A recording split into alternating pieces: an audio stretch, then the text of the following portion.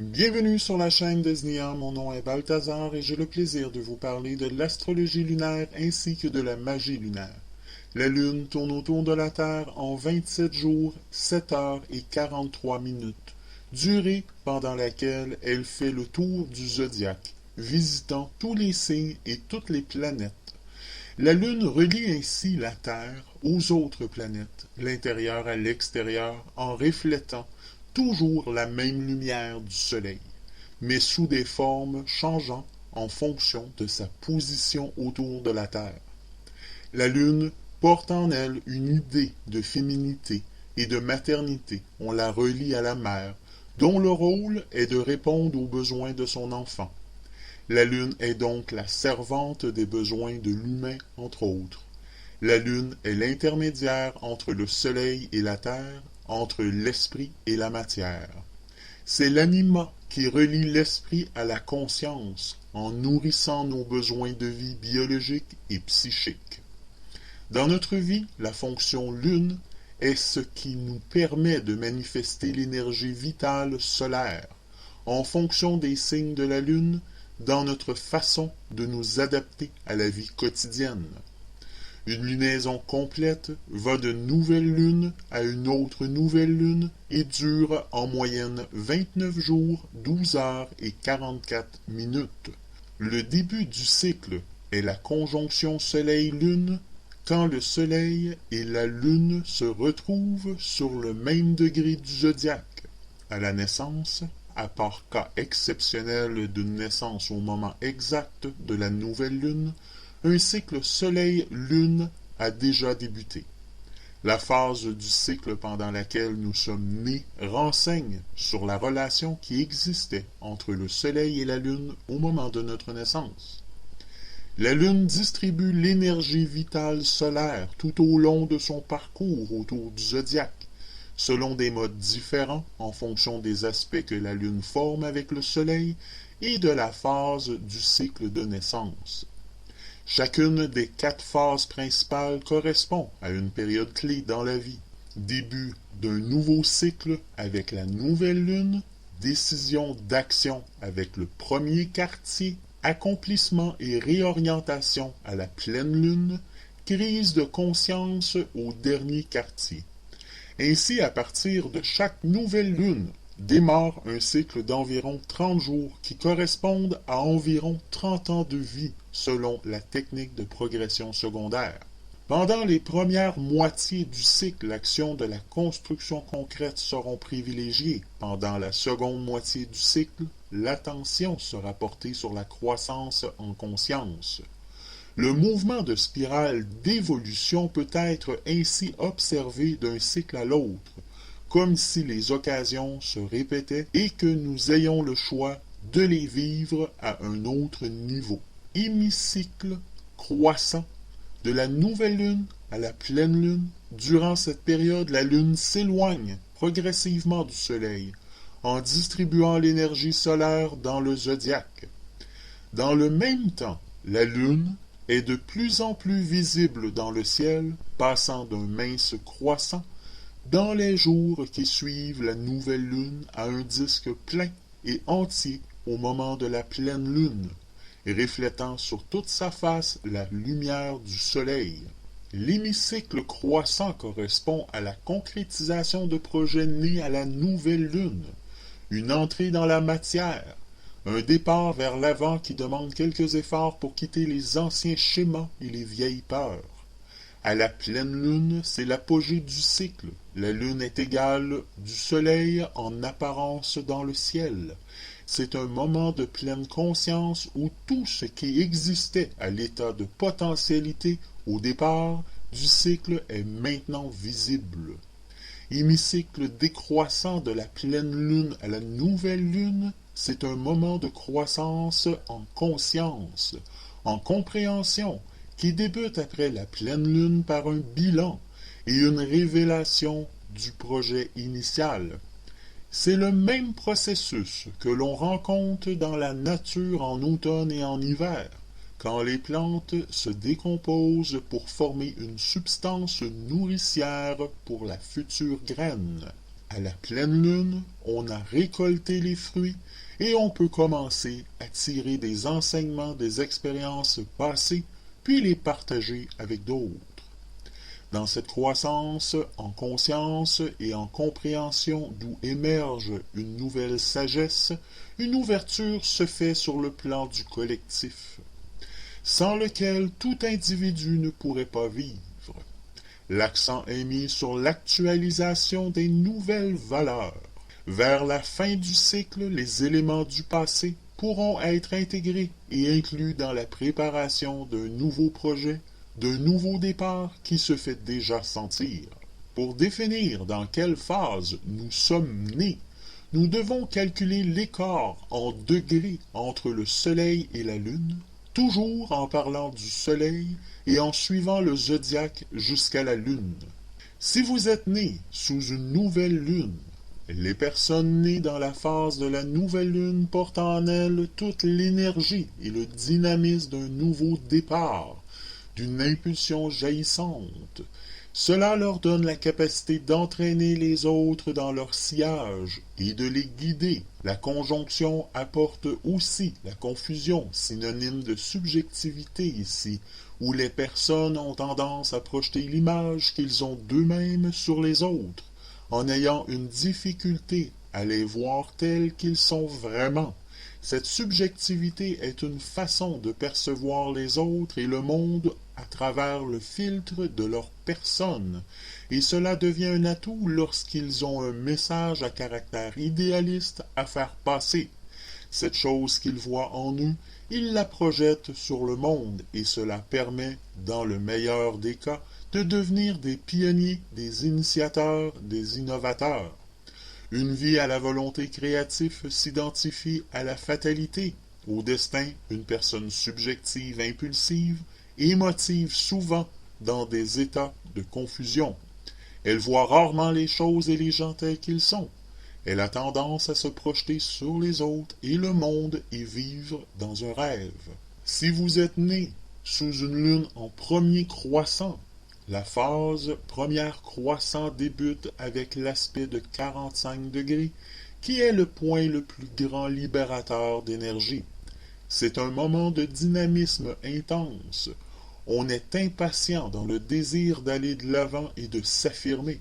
Il y a un combat entre le nouveau, où doit éliminer les éléments du passé et faire le tri de ce que l'on va rejeter. Il peut y avoir le sentiment d'une attaque karmique, une force qui rendrait les choses impossibles.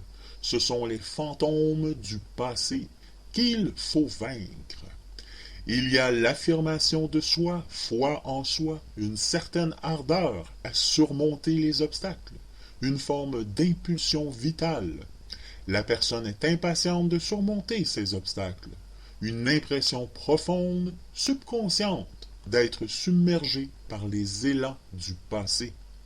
Si vous êtes né sous une lune en premier quartier, le carré est le tournant du cycle, là où une coupure, une décision s'impose.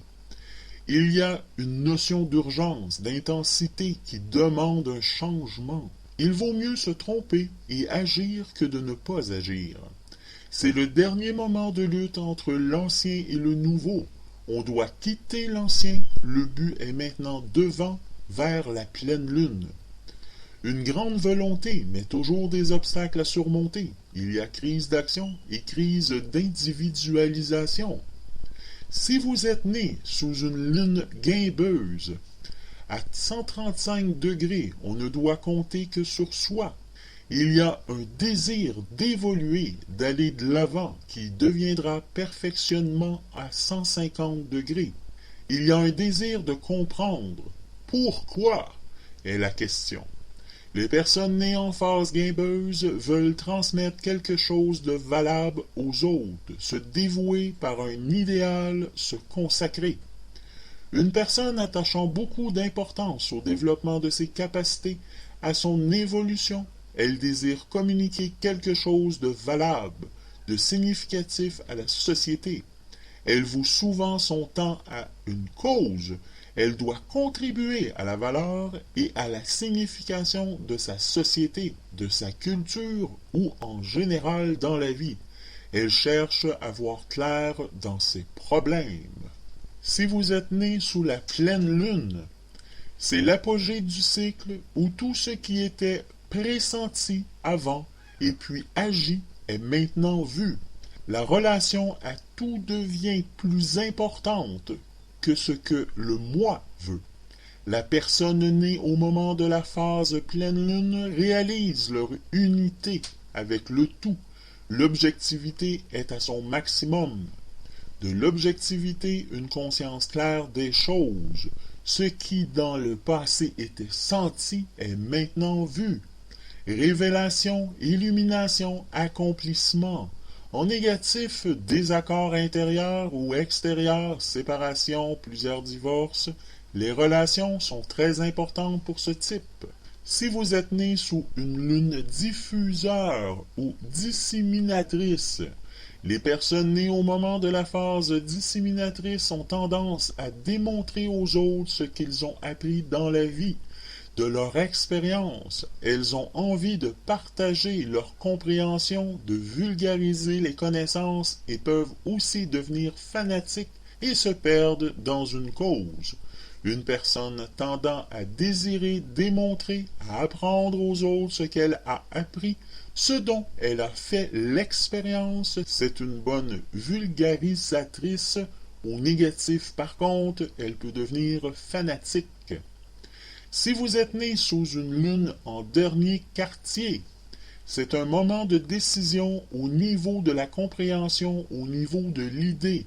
On apprend à vivre en fonction de nos propres valeurs et on incorpore ce à quoi l'on croit dans un système, un groupe lié au collectif. Les personnes nées au moment du dernier quartier peuvent avoir une tendance à forcer les événements, bousculer les autres au nom de ce qu'ils croient. Ils aiment l'humour et l'ironie, sauf pour eux. L'expérience de crise de conscience, la personne tend à imposer sa façon de penser. Elle manque de souplesse. Elle est dirigée par un futur dont elle ne voit pas la clarté prénatale. Beaucoup d'ironie, d'humour, mais incapable d'accepter les critiques. Si vous êtes né sous une lune en balsamique, c'est la fin du cycle. Les éléments du passé doivent être incorporés afin de créer le nouveau. Le cycle à venir est fortement pressenti et il existe chez les personnes nées au moment de la phase balsamique un aspect prophétique qui peut être inconfortable à vivre, ainsi que l'impression d'avoir une mission à accomplir sans pouvoir clairement la définir.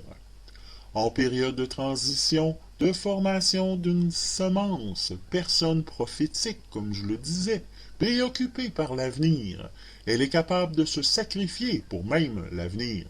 Sa destinée sociale est prise dans quelque chose de plus grand qu'elle. Il y a un caractère de finalité dans toutes ses relations, le moment pour elle d'atteindre un but transcendant, au négatif du fanatisme. Regardons la Lune pour cette semaine. Lundi et mardi, elle sera en premier croissant.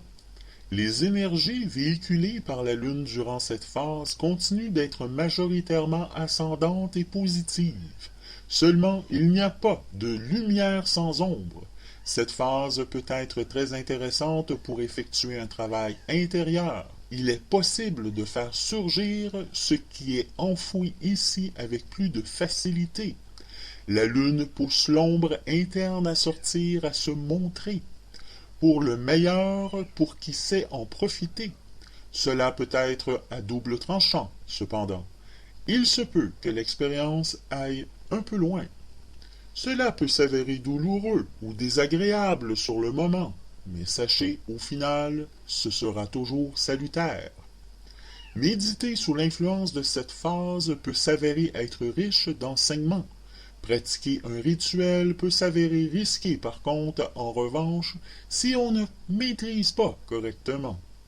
Veillez à ce que le rituel soit de vous. Ne reprenez pas un truc tout fait et prenez la peine de méditer et peu avant pour vous assurer que les énergies vous soient bien favorables.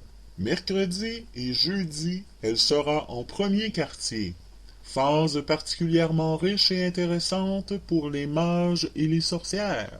Le premier quartier offre la possibilité de s'attirer les énergies positives, d'évacuer les autres et de se recharger sans difficulté.